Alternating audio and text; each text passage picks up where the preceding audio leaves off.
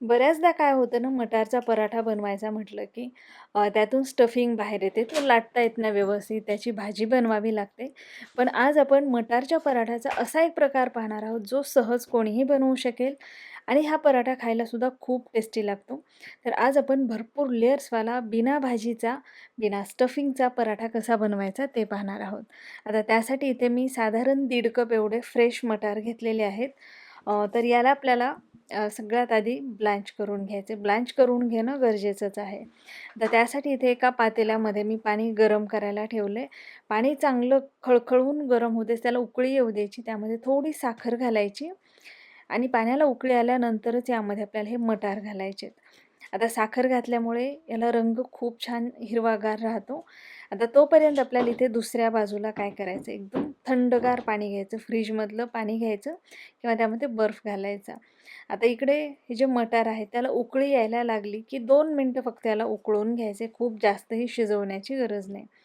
तर अशा पद्धतीने 2 मिनटं झाले की गॅस बंद करायचा आणि हे उकळत्या पाण्यातले मटार काढून आपल्याला एकदम थंड पाण्यामध्ये, बर्फाच्या पाण्यामध्ये घालायचे, जेणेकरून त्याची कुकिंग प्रोसेस एकदम बंद होईल. यामुळे याला चवही छान लागते आणि मटारचा रंग तर पाहू शकता, एकदम मस्त हिरवागार राहतो.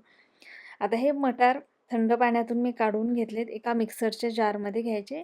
त्यामध्ये आपल्याला आलं घालायचं आहे, हिरवी मिरची, थोड्या कोथिंबीरच्या ज्या काड्या असतात त्या मी यामध्ये घातलेल्या आहेत. त्या नक्की घाला, त्याने पराठ्याला टेस्ट खूप छान येते, आणि जिरं घातलेत.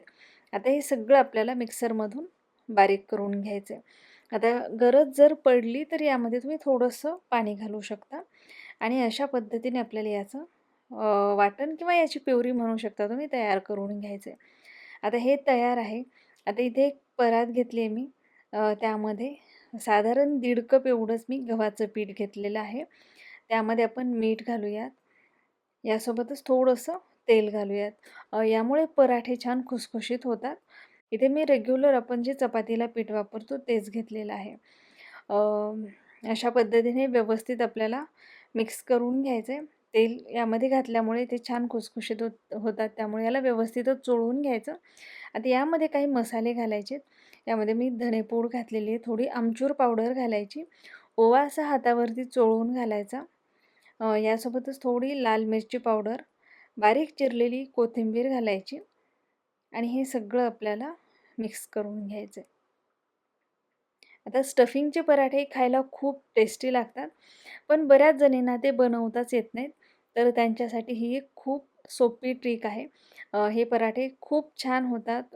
हे तुम्ही बटाट्याची भाजी, लोणचं, सॉस कशासोबतही खाऊ शकता. आता हे मिक्स करून झाल्यानंतर आपण जे मिक्सरमधून हे वाटण तयार करून घेतलेलं ते यामध्ये घालायचे आणि याला मिक्स करायचं किंवा याचा गोळा तयार करायचा. गरजेनुसार थोडं-थोडं पाणी घालून अशा पद्धतीचं पीठ आपल्याला भिजवून घ्यायचं. खूप जास्त पातळही नको आहे किंवा अगदीच घट्टसर गोळा नको आहे आपल्याला. तर अशा पद्धतीचं पीठ भिजवून घ्यायचं, त्याला तेल लावायचं आणि यावर झाकण ठेवून आपल्याला 10 मिनटं हे पीठ रेस्ट व्हायला ठेवायचं. 10-15 मिनटानंतर हे पीठ आपण एकदा थोडंसं हाताने मऊ करून घेऊयात.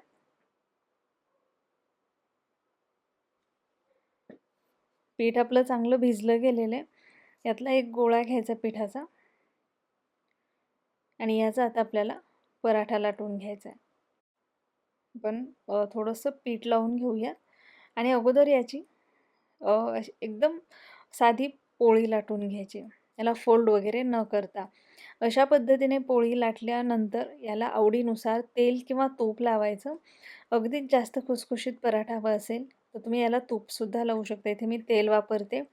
तेल लावून घ्यायचं व्यवस्थित सगळ्या बाजूने. वरून पीठ थोडंसं भुरभुरं व्हायचं आणि याला आपल्याला आता व्हिडिओमध्ये बघतायत त्याप्रमाणे फोल्ड करून घ्यायचं. यामुळे याला भरपूर लेयर्स येतात आणि पराठा खूप छान होतो, खुसखुशीतसुद्धा होतो. बघू शकता असं व्यवस्थित फोल्ड करत जायचे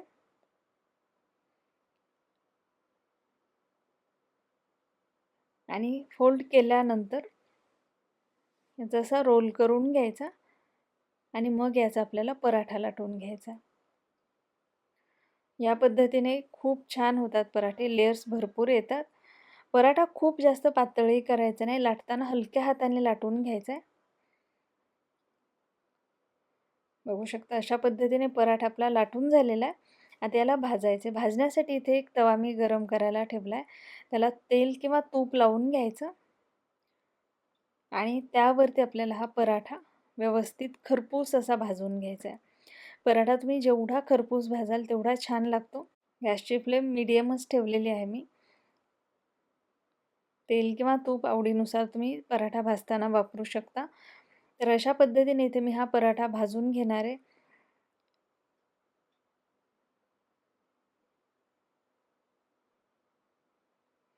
आता हा जो पराठा आहे तुम्ही मुलांना टिफिनला देऊ शकता किंवा नाश्त्यासाठी सुद्धा बनवू शकता. बनवायला सोपा आहे. तुमच्या लक्षात आलंच असेल की अगदी झटपट तयार होणारा प्रकार आहे हा. तर बघू शकता अशा पद्धतीने हे तूप लावून मी दोन्हीही बाजूंनी पराठा छान खरपूस असा भाजून घेते. कुठलाही पराठा असो तुम्ही जेवढा छान भाजाल तेवढा तो खमंग लागतो. त्याला चव छान येते. व्यवस्थित भाजला गेलेला काढून घेऊयात. अशाच पद्धतीने सगळे पराठे मी तयार करून घेणार आहे. आता हा जो पराठा आहे बघू शकता याला भरपूर लेयर्स आलेले तोडून दाखवते म्हणजे तुमच्या लक्षात येईल. खुसखुशीतही झालेला आहे आणि लेयर्स एकदम मस्त आलेले आहेत. त्यामुळे खायला खूप टेस्टी लागतो. तर अशा पद्धतीने ते सगळे पराठे मी तयार करून घेतलेले आहेत आणि सगळेच पराठे एकदम मस्त झालेले आहेत.